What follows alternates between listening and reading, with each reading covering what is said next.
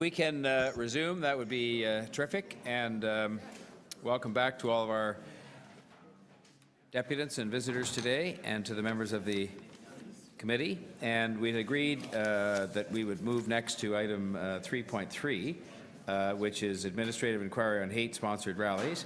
And as customary, we would start with our deputants, of which there are 7. And so the first that is listed to appear is Dimitri Lascaris, or Lascaris.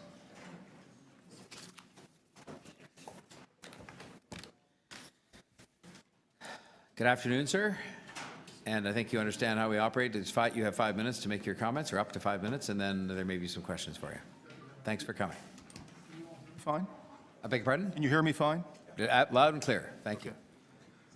As the members of the Executive Committee may have already learned, I am the lawyer acting on behalf of members of the Organizing Committee of the Quds Day Rally in Toronto.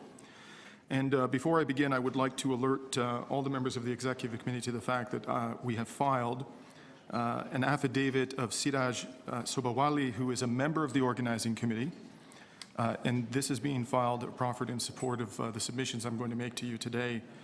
And he responds to various allegations that have been made to this committee about the Al-Quds rallies. And in view, Meritori, of my limited time, I'm not going to repeat what he says in his affidavit, but he does address what we regard as the principal claims that have been made against the Al-Quds rally, and I urge the members of the committee to read them if they have any concerns about those allegations. And also, I have some hard copies here, should anyone wish to have a hard copy. Now, ladies and gentlemen, in January 2017, as I'm sure you all know, Alexandre Bissonnette, a white supremacist, entered a mosque in Quebec City and shot dead 6 peaceful worshippers. Several days ago, Brenton Tarrant, also a white supremacist, entered 2 mosques in Christchurch, New Zealand, and shot dead 50 peaceful worshippers. Tarrant, much to our concern, had the name of Bissonnette emblazoned on one of his weapons, as if he was expressing solidarity with the white supremacist atrocity in Quebec. When news of the horrors in Christchurch broke, Meritori, you stated that Toronto, quote, stands with our Muslim community to condemn this hate-fueled violence. We much appreciate your expression of solidarity with the Muslim community.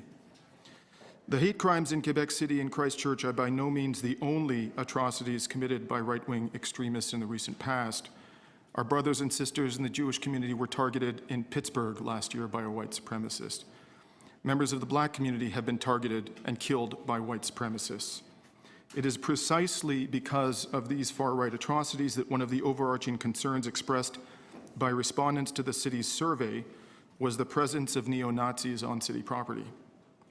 And yet, and with all due respect, in all of the discussion by this committee of so-called hate rallies, we've heard fairly little about the threat posed by far-right groups. One such group is the Jewish Defense League Canada, or JDL. In November 2017, this committee held a meeting at which Mayor Weinstein, the JDL director, made false and inflammatory allegations against the Al-Quds rallies. He alleged, for example, that the Al-Quds rallies, at those rallies, crowds are incited to hate Jews. That is false. In fact, members of the Jewish community participate in the rallies year after year. The opposition being expressed at those rallies is not against the Jewish people, but against Zionism, which many members of the Jewish community regard to be profoundly inconsistent with the values of Judaism. Recently, a member of JDL Canada from Thornhill, Ontario, was charged with a hate crime in connection with the savage beating of a Palestinian man at the 2017 AIPAC conference in Washington. According to Now Toronto, at a recent City Hall rally to protest the federal government's anti-Islamophobia motion, which passed overwhelmingly, members of the JDL physically attacked journalist and activist Kevin Metcalf as he was filming their protest. In the video, JDL members, according to Toronto Now, can be heard telling Mr. Metcalf, "You're going to get killed." In contrast to the JDL's sordid history, no organizer, this must be underlined, no organizer or participant in an Al-Quds Day rally has ever been charged, let alone convicted, with a hate crime. Why? Because the police aren't doing their job? In this day and era, when Muslims are under a microscope, Muslim extremists, are we to believe that the police are hesitant to bring charges of hate against Muslim extremists? No, the reason for the absence of any allegation, let alone conviction by the police, is because no hate crime has ever been committed at an Al-Quds Day rally in Toronto. It's as simple as that. Decades ago, Israel purported to annex East Jerusalem, home to the Al-Aqsa Mosque, one of the holiest sites in Islam. The fundamental purpose of the Al-Quds rallies is simply to contest this act of confiscation of conquered territory in violation of international law. That's all it's about. Al-Quds simply means Jerusalem. It's an annual event that is held around the world to protest Israel's annexation of Jerusalem and its occupation of Palestinian territory. The fact that this constitutes a severe violation of international law is not something for which you need to take my word, because this is the official policy of the Canadian government. And you can see this on the Global Affairs website, where it is explicitly acknowledged that the annexation of East Jerusalem is a violation of the Fourth Geneva Convention, and not only a violation, but also a serious obstacle. I'll have to ask you to wrap up just because we're at 5:20. So just if you had one more sentence you wanted to complete with that. Yes. Al-Quds, thank you, Mayor, is celebrated by Muslims, Jews, and Christians for one simple reason: to ensure peacefully that the State of Israel respects the human rights of Palestinians and international law. There is nothing remotely hateful about that, nothing whatsoever. Thank you. Thank you very much. I might just start with some questions, and I'm sure there may be others. First of all, with regard to the suggestion you made that, for myself, I can say in a preamble to my question that my abhorrence for this, for hateful language that I think we reject utterly in the city, and acts that sometimes flow from that kind of language, is across the board. It doesn't really matter to me who's doing it and about who. It's something that has no place here. And so just in regard to your comments where you said, for example, that you'd not ever seen any indication of us taking on some of the people who were the extremist, white supremacists and so on. Are you familiar with a change we made to the policy that had to do with booking rooms in libraries in the last 18 months, certainly under my leadership as mayor?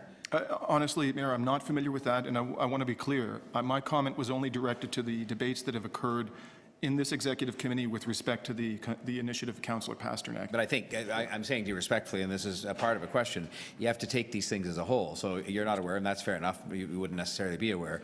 But I will just tell you that would you accept from me the fact that we had an instance where a room ended up being rented kind of inadvertently to groups that might be described as fitting within that category you talked about, and that in response to that, not only did we sort of issue a statement saying that we rejected it, but we moved as a city government to amend our policies to make sure that we placed a greater scrutiny on those kinds of bookings of library rooms, public spaces that you referred to, so that we would try to not have those rooms made available to people who were from, groups that were preaching hateful, conduct some of the time. I mean, I'm not saying every word that's ever spoken, but you would accept that we actually did that.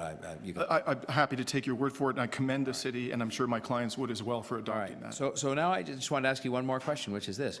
I've actually never been to one of these meetings or rallies or whatever they're to be called, but are you denying, through this affidavit and through your deputation here today, that all of what has been written, and there's quite a bit that has, where people have taken the trouble to transcribe things that have been said by speakers at these rallies in Arabic or other languages, so they had to be translated in English. Are you saying none of that ever happened, and that all of those transcriptions done by various people over time are just never happened and are false? Well, I can't. Again, you're not giving me precise information, but let me tell you about what I know, because I've seen a great deal that has been written and transcribed about the rallies.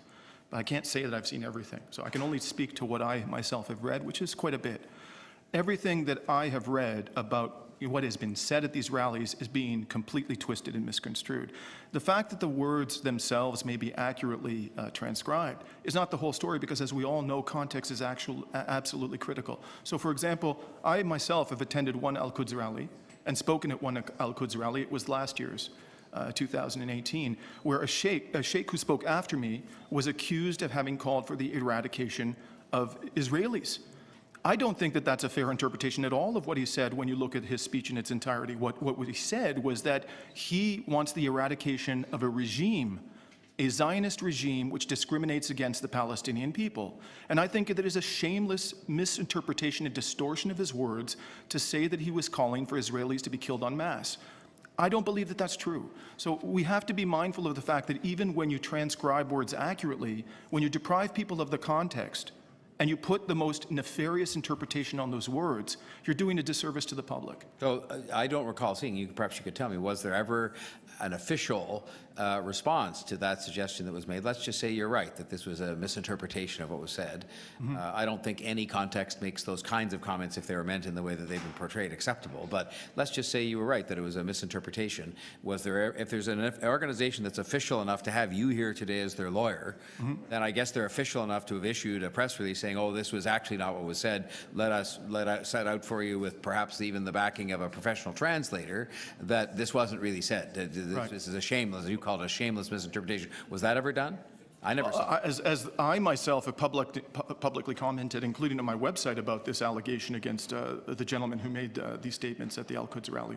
You know, in my capacity as a lawyer, I've done that, but also I would point out that Stephen Ellis, who's going to speak after me, is the lawyer for the person who made these comments, and I'm sure he would be happy to address your concerns. But I have publicly commented and attempted to rebut the very serious allegations that were made against him. I was there, I listened to the entire speech, I listened to it again and again on YouTube, and I believe that that is a grotesque distortion of what he said. All right, I have one final question, that's this, and I'll ask Mr. Ellis as well. But if you're official enough as an organization to have you here as a lawyer and Mr. Ellis here as a principal or whatever he's purporting to be, are you also prepared to accept a degree of accountability under the law as it is, and under arrangements we might want to make to say, if you have people engaging in this hateful speech, then we're going to send you a bill for the policing and other costs that we're put to when you have rallies without permits to hold you to account for these things? Are you prepared to say, well, yes, we'll be held to account for that if somebody does get up and speak hate speech beyond what the police might choose to do? Because we don't direct the police. Well, if the person is actually disseminating hate, so for example, there is a very vigorous debate today about whether condemnation of Zionism constitutes hate speech against the Jewish people. Now, if the person who is making the decision whether or not to send a bill, a potentially devastating bill, to the people who organized this rally and have them pay the cost the city has incurred in order to maintain public safety during the rally, if they have an interpretation of hate speech which includes the notion, which we categorically reject, that criticism of Zionism amounts to criticism of the Jewish people, then yes, we have a problem with them being sent that bill, absolutely. If there is a definition of hate that is rational and based on justice and principles of human rights law, and if it is being applied impartially and not in a discriminatory manner, so for example, the bill is only being sent to Al-Quds and not to the JDL, then we wouldn't have a problem in principle with that. But we need to have comfort that the city's definition of hate accords with principles of human rights and with principles, frankly, that are being embraced by an increasingly large proportion of the Jewish community. Okay, well, that's the end of my question time, and so we'll move on to Councillor Pasternak. Thank you for your answers. Thank you. Thank you, Mr. Mayor. So I'm just looking at some of this. I guess this is one of the songs that is sang. I guess it's been translated from a reputable source. Slaughter them in Etzion, slaughter them in Etzion. Stab whoever you see, 5, 6, 10, 12. Make us happy with bombing the bus, make us happy with bombing the bus. Now, do you think this is appropriate? Have you read my client's affidavit, sir? Have you heard the song before? Yes, I have. And my client has addressed in his affidavit. I'm asking you a straight up question. Did you read my client's affidavit, sir? I'll just say respectfully to you, we ask the questions here, and well, I just want to know whether Councillor Pasternak has actually informed himself before asking me this question. So perhaps you could try to answer, Councillor. Yeah, I've heard the music. I regard the music as offensive, and so do my clients. And as my client has explained in his affidavit, the speaker from which this music was allegedly played was never rented by the organizers, and they put documentary and expert evidence before the committee, which I would hope Councillor Pasternak has read, to support their position that that music, if it was played, was not played on any speaker system they rented. They reject it. They have no recollection of having heard it.